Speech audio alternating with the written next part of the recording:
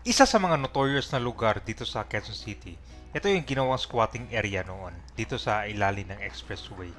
Ito ang barangay Balong Bato. Maraming mga tumatawid dito sa kabila, yung parang jaywalking ba? O yung mga tinatawag nilang akyat gang. So napakadelikado. Ngayon pala nilagyan na ito ng metal fence para dagdag protection. So nagkaroon din ng pagtanggal ng mga ilang bahay dito noon sa ilalim nitong expressway. Pero ngayon ito na siya. Nandito na tayo ngayon sa Quirino Highway. Ito ang i-update natin kabayan dito sa ilalim ng expressway. Ito yung ginawang squatting area. Dito. Kita mo yan? Pagdiretso papuntang Manila. Dito sa baba naman, sa Quanto Service Road. Marami nang nagtatanong dito ano ni status. Kasi nung huli yata ginagawa yung daanan ng tubig. So may mga ilang bahay ang natapyas dito. Itira kabayan kapag umakyat ka dyan sa flyover na yun, no? Daming mga barong-barong dati dyan. Ngayon kasi nilagyan na to ng barrier para hindi siya pasukin. Ito pala, malinis na pala, oh. Wala na. Naglagay na rin sila ng bagong steel sheet pile. Pala, oh. Nilagyan na ng bakod. Dati kasi dito yung ginagawang kabahayan, eh. Wala na, oh.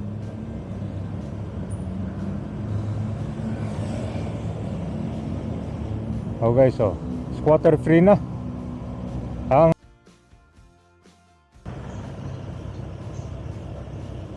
konti na lang pala, no? Hindi katulad dati madami, pero meron pa rin mga ilang kabahayan to. Tapos dito guys, yung bagong gawa rin ng kalsado.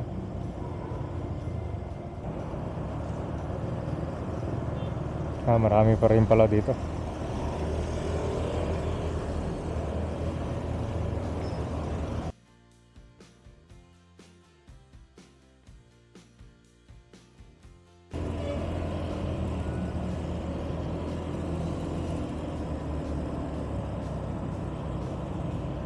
Dito natanggal na pala yung sarap, oh. So nilagyan na siya ng barbed wire. Parang na dito, Noble Zone, no? Dati yung puno yan dito sa ilalim ng flyover talaga madami. Natitira lang yung sa likod.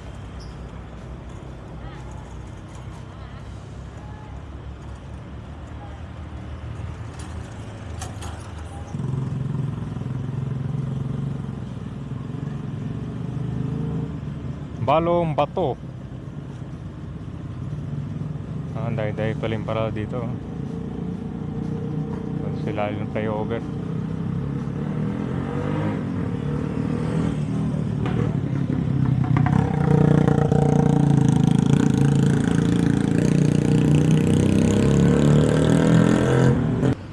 So, ibig sabihin ko ano to, no build zone, no more squatting area. Dati puno dito ng mga sampay, saka yung mga nakatira dati, halos okupado itong kalsada. Dami din mga basura. Ito, nilagay na rin siya ng metal fence para walang tatawid. Yan yung mga parang nagji-jaywalking, eh. Dito sila tumatalon. Ito, nilagyan na nila ng metal fence. So ito yung update, wala nang squatting dito. Pero nasisira yung mga barbed wire, mukhang binabaklas sila, eh. Grabe yung dugyot dito dati. Nakabit na rin nila.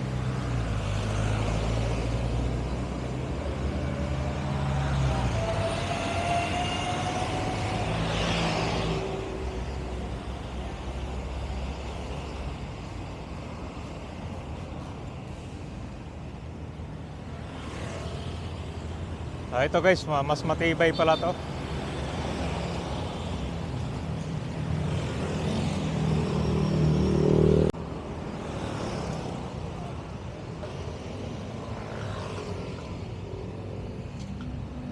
Ito lang pala yung natitira sa kabilang side.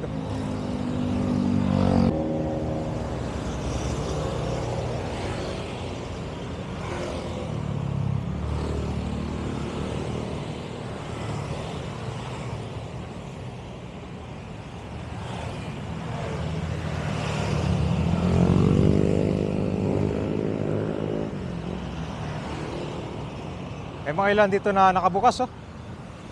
Mukhang pinasukan.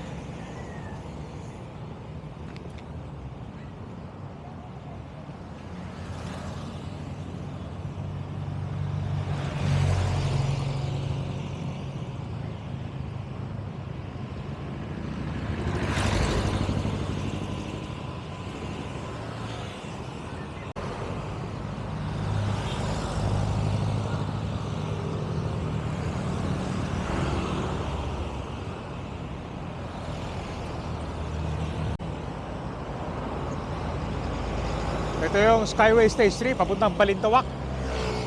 Ito may ginagawang extension dito ng Skyway Stage 3, guys. Yan yung papuntang New Manila International Airport.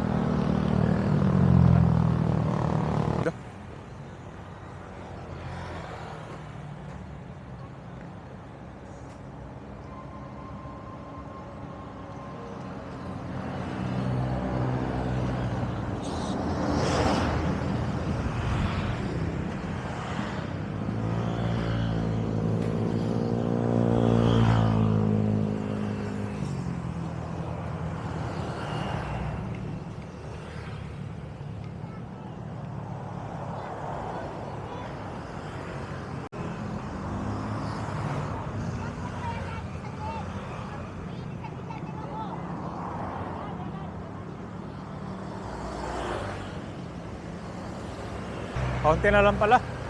Hindi katulad dati, guys, lumalampas dito sa kalsada na yung mga nakatayo dyan. Talagang punong-puno.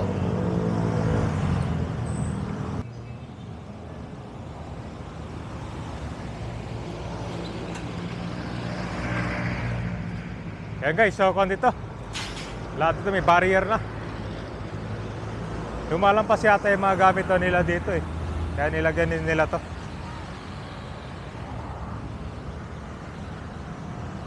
Ano? Bagong kabit.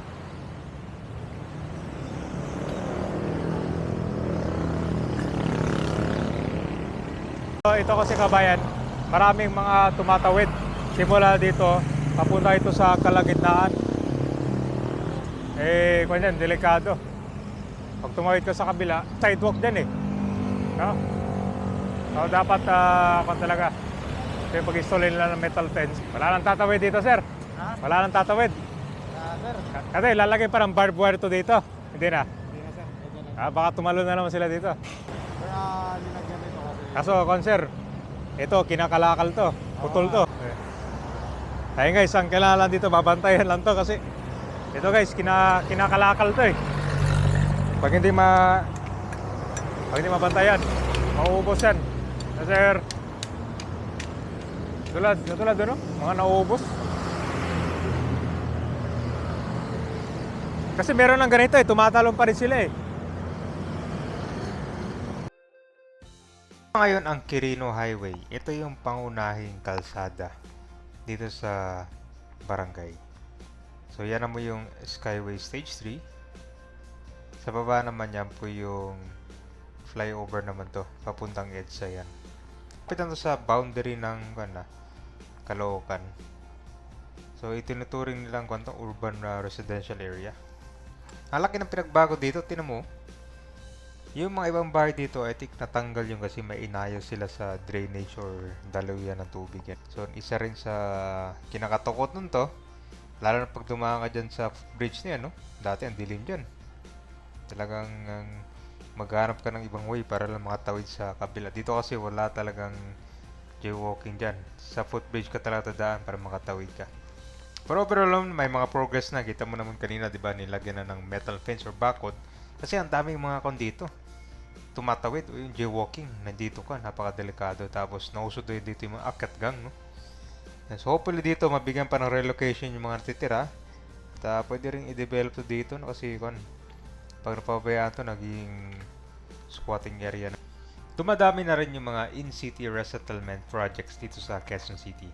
Ito yung pagpapatayo ng mga high-rise public housing sa loob mismo ng QC para hindi na malalayo yung mga tao sa kanilang trabaho or ang kanilang mga pamilya ay nandito na.